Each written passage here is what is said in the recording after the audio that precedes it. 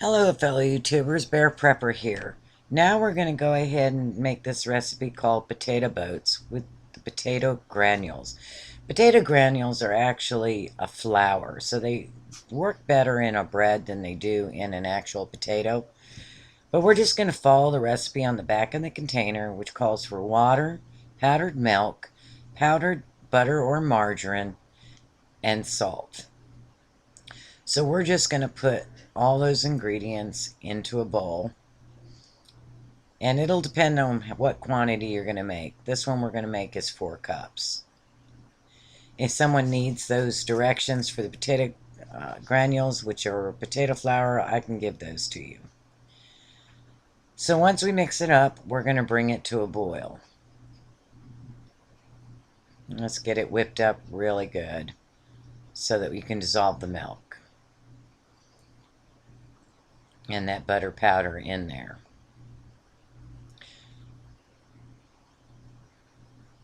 It seems like a pretty easy recipe. Alright, we'll come back to you when it's boiling. While we're waiting for it to boil, we're going to make potato boats so that we can put our potatoes in it. So all I do is I take a piece of foil and I fold it in half. And that's about the size of the foil that I'm using. And then I'm going to fold up each of the edges, all pointing in the same direction.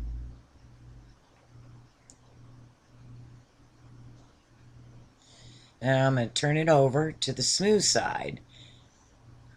And then I'm going to fold it up, just quickly fold up the corners. It's pretty easy. Everybody knows how to fold with foil.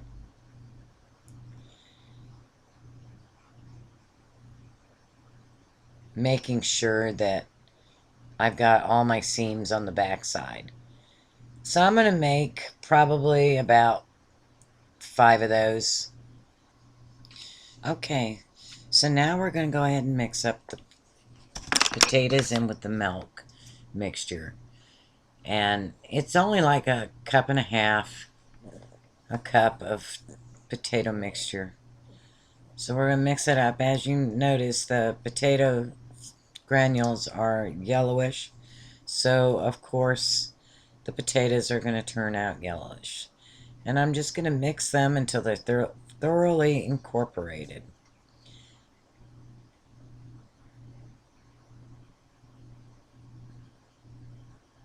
You just keep mixing. And pretty interesting when you look at the color. Very, very, very yellow. They didn't get any whiter. So let's take a taste and see what they taste like.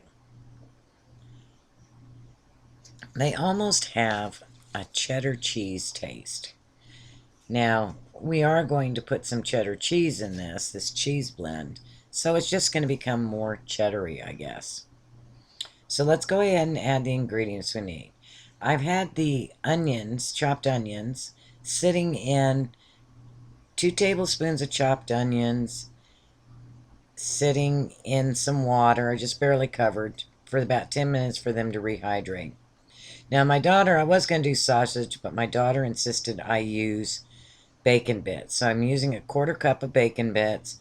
You missed me putting in the margarine powder, which was a 1/4 cup. I'm just sprinkling some paprika on there.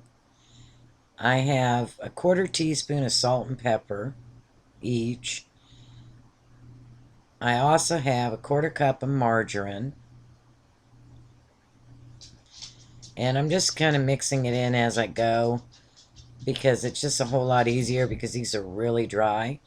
And what you're going to see is in the background there, I have some water that I set aside for me to use to make it a little moister, and I forgot to do it. So now that I'm cleaning up my mess, you'd think that I would see the water there, but of course I didn't. I just saw the butter powder. So it's 2 tablespoons of chopped onions, 1/4 teaspoon of salt, 1/4 teaspoon of pepper, 1/4 cup of margarine powder, 1/4 cup of cheese blend, 1/4 cup of bacon flavored bits, and paprika.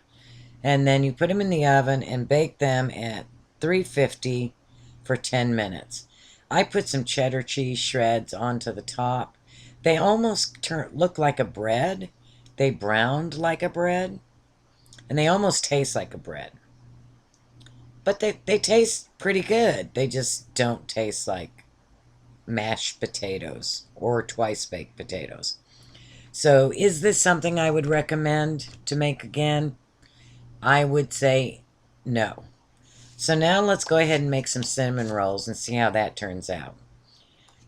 I took a 1.5 tablespoons of yeast and put it in 2/3 a cup of water, warm water, and I let it froth for about 10 minutes just to make sure your yeast is activated. Now we're going to go ahead and add 1 1/4 cups of lukewarm water into the bowl.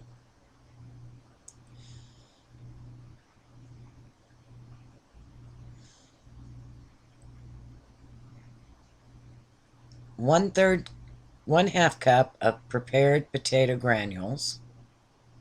I didn't add prepared, I added raw because I didn't see the prepared. But I would recommend using the raw. And then 1/3 cup of shortening or margarine powder. 3/4 cups of sugar. A 1/2 teaspoon of salt.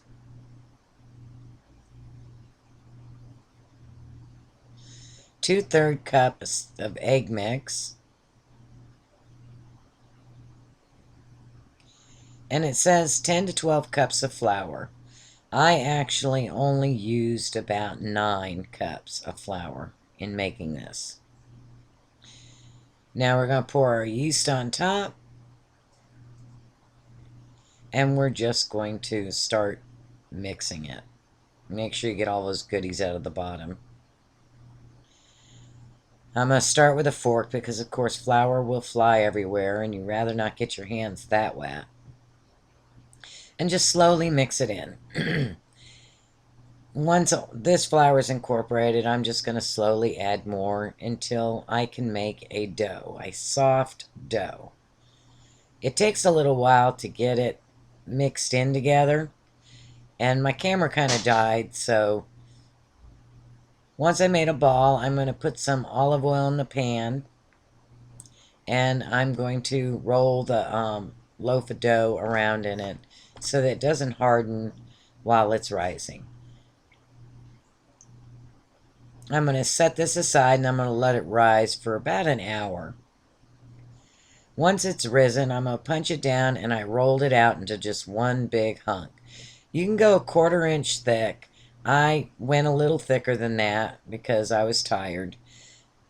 Then I'm going to take a 1/2 cup to a cup of vegetable oil and mix it with a 1/2 cup of margarine or butter to 1 cup. And you could put your cinnamon and sugar in this now, but I chose not to.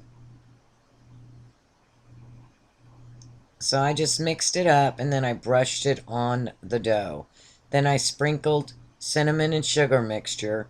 So 1 cup of sugar to 2 teaspoons of cinnamon. And then I rolled them up. And I put them in the loaf pan to once again rise. This time I only let it rise for about 30 minutes before they started coming out of the pan.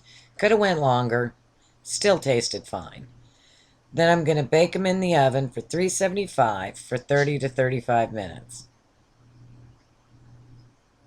They look really pretty. And I was really pleased with the rising.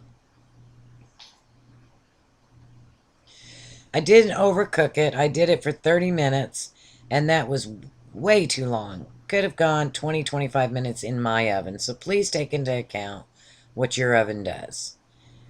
But it's very moist inside, and it does not taste like potatoes. It cut really beautifully. It would have been better if it wasn't so crispy on the outside. But it's gorgeous to look at, and as you can see, it looks really moist. Very pretty. Could have put a little more sugar on it if you like sugar. Tastes wonderful. So I decided that it needed more sugar. So I made powdered sugar and a little bit of milk. You notice I had 2 bites there. And I sprinkled a little icing over it. Now that was really good, even with the crispy pieces. It was wonderful.